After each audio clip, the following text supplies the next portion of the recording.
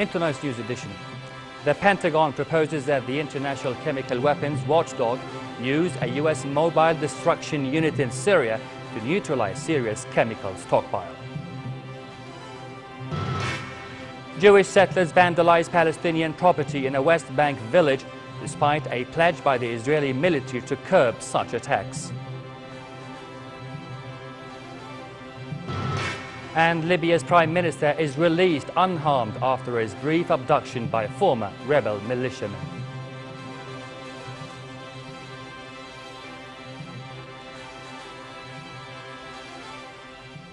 Good evening and welcome to the news. The Pentagon is suggesting the world's chemical weapons watchdog use a US-made mobile destruction unit in Syria to neutralize the country's toxic stockpile. Syria and the Organization for the Prohibition of Chemical Weapons must make a decision on what technology will be used by November the 15th. More in this report. Syria continues cooperation to destroy its chemical weapons. Syrian TV reported that the country was continuing its cooperation with the United Nations Chemical Weapons Team to dismantle its chemical weapons stockpile. The report came a day after the Hague-based Organization for the Prohibition of Chemical Weapons, OPCW, confirmed that Syrian officials have been constructive and cooperative in the early stages of the program to destroy its chemical weapons arsenal. The Pentagon suggested the OPCW use a US-made mobile destruction unit in Syria to neutralize the country's toxic stockpile.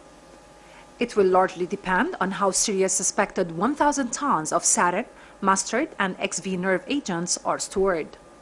Most of the chemical agents are believed to be stored in territory under the control of forces loyal to President Bashar al-Assad, who has pledged to ensure the safety of dozens of OPCW experts conducting verification activities in a war zone.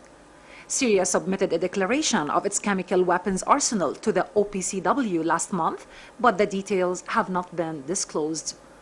Initial talks between Washington and Moscow about where to destroy the stockpile included shipping it abroad, but it is illegal for most countries to import chemical weapons, making on-site destruction more likely. A new group of chemical experts arrived in Syria to boost the mission that is due to last until 2013.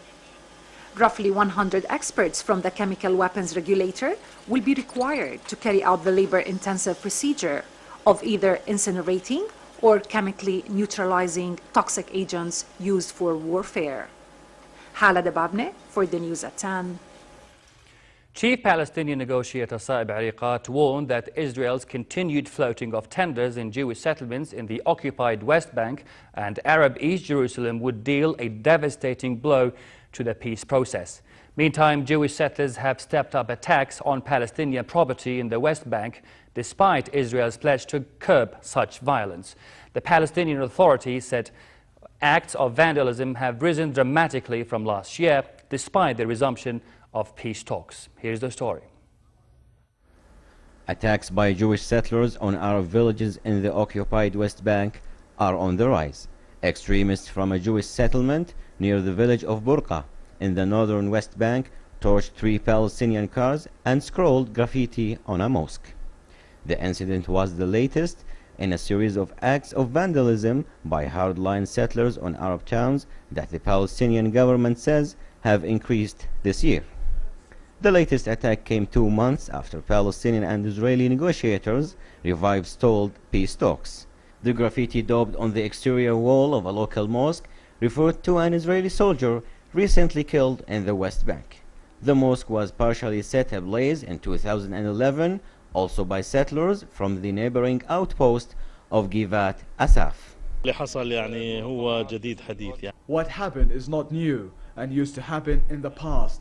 It's not the first time. Maybe this is the 5th or the 6th attack on this village with the same style and same settler terrorist groups.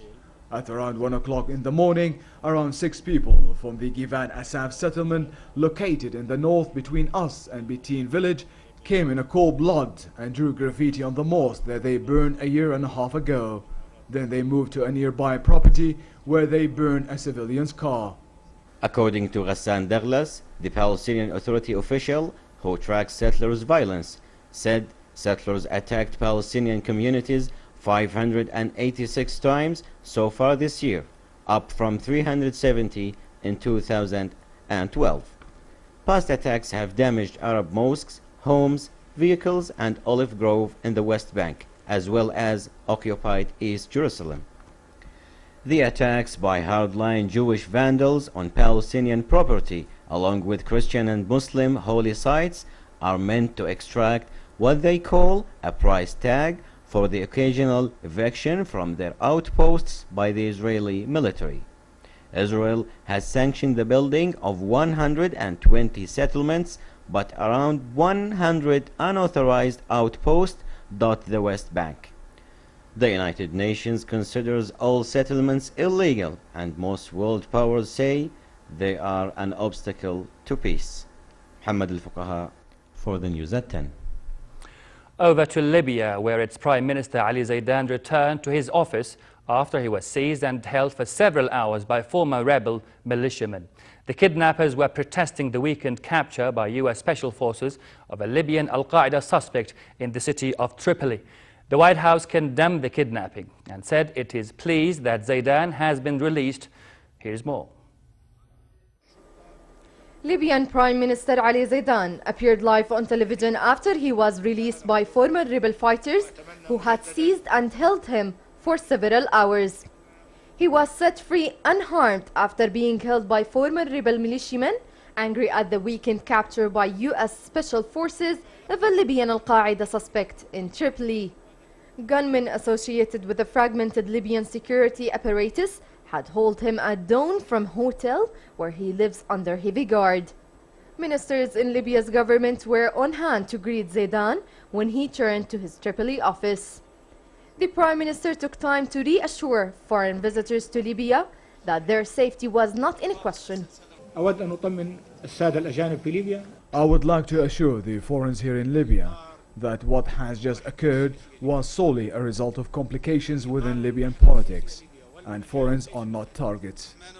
Shortly before ZEIDAN's appearance on television, a spokesman for Libya's revolutionaries denied any involvement in the kidnap.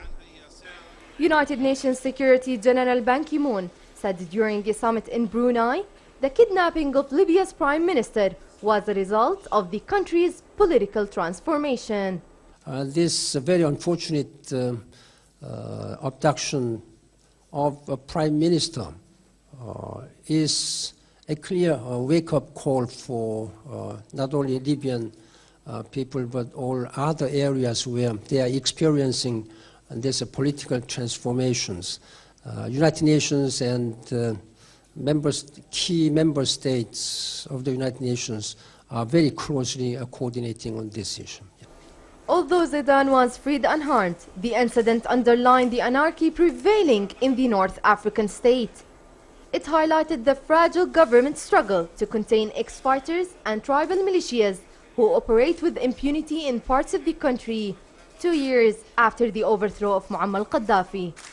Hiba Al-Atoum for the news at 10. Egypt criticized a US decision to cut military and economic aid to Cairo after a crackdown on the Muslim Brotherhood. But Washington stressed it is not severing ties with its long-standing ally. The United States said it would withhold deliveries of tanks, fighter aircraft, helicopters and missiles to Cairo, as well as $260 million in cash aid. But it left some other aid programs intact. U.S. Secretary of State John Kerry said Washington would consider resuming some of the aid on a basis of performance and following the interim government's roadmap that promises to lead to fair elections. The army-backed government insisted Egypt would not bow to U.S. pressure. The Egyptian cabinet said it found the decision strange at a time when the country was facing what it called a war against terrorism.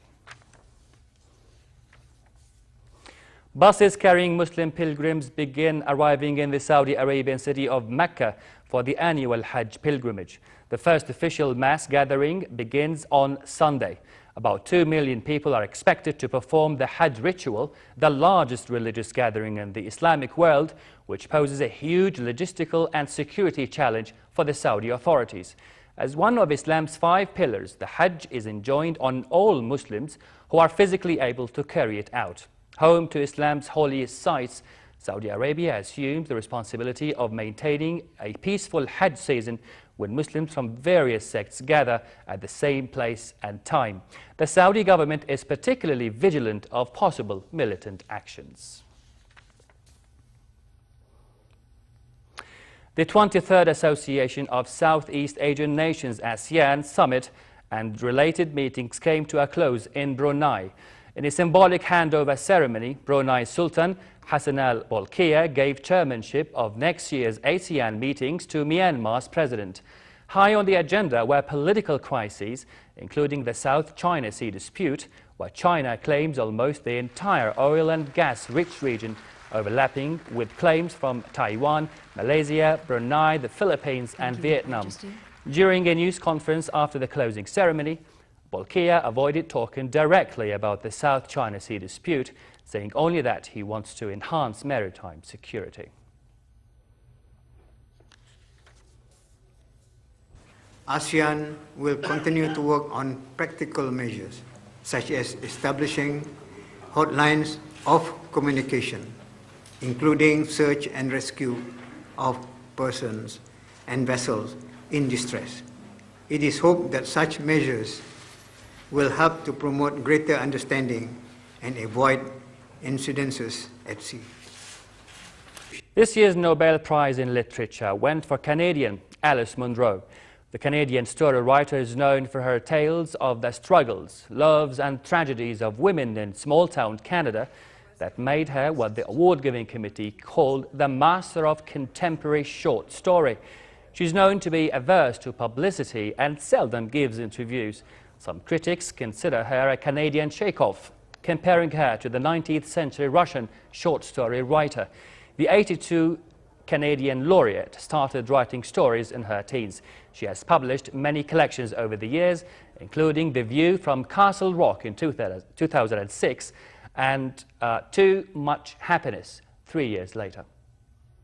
She is an absolutely excellent author, and not just in a technical sense. She has a power of observation that is almost uncanny, and it could be an intelligence and power of observation that could be a bit problematic because she sees through people.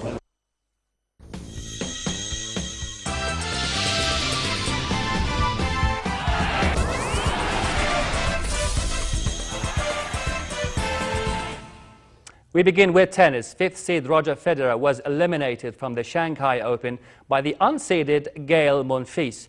The Frenchman won 6-4, 6-7, 6-3 to progress to the quarter-finals. Federer recovered from 5-3 down in the second set to win the tiebreak, but Monfils took a 4-1 lead in the third set and wrapped it up with a forehand pass on match point. Monfils now faces either Serbian Novak Djokovic or Italian Fabio Fognini. England held their final training session before their vital World Cup qualifying clash with Montenegro at Wembley Stadium tomorrow. England will qualify for the 2014 World Cup finals if they beat Montenegro and Poland in the final two Group H qualifiers. Manager Roy Hodgson knows there is no room for error as they seek to secure their place in Brazil. England are the only unbeaten team in the group and will look to preserve that record against Montenegro without left-back Ashley Cole, who will miss the match with a rib injury. Finally, a look at the weather. Relatively cold tonight across the highlands and the Badia desert areas, but pleasant in the Jordan Valley and the Gulf of Aqaba. Winds tonight will be southeasterly light. Fair weather is in the forecast for tomorrow across many regions, but it will be relatively hot in the Jordan Valley, where temperatures will soar to the mid-30s. Winds will be southeasterly changing to northwesterly moderate in the evening hours. The Gulf of Aqaba should expect some hot weather tomorrow with northerly brisk winds and seas slightly choppy. Next are the lows and highs for tonight and tomorrow.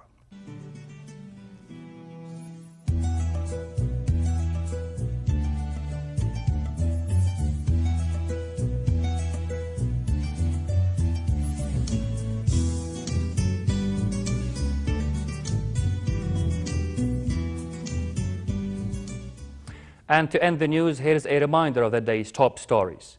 The Pentagon proposes that the International Chemical Weapons Watchdog use a U.S. mobile destruction unit in Syria to neutralize Syria's chemical stockpile.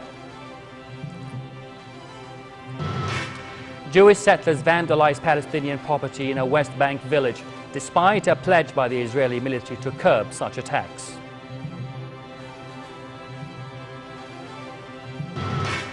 And Libya's Prime Minister is released unharmed after his brief abduction by former rebel militiamen. And that's the end of tonight's news. I am Ra'ad Lupush. Thanks for watching. I'll see you tomorrow.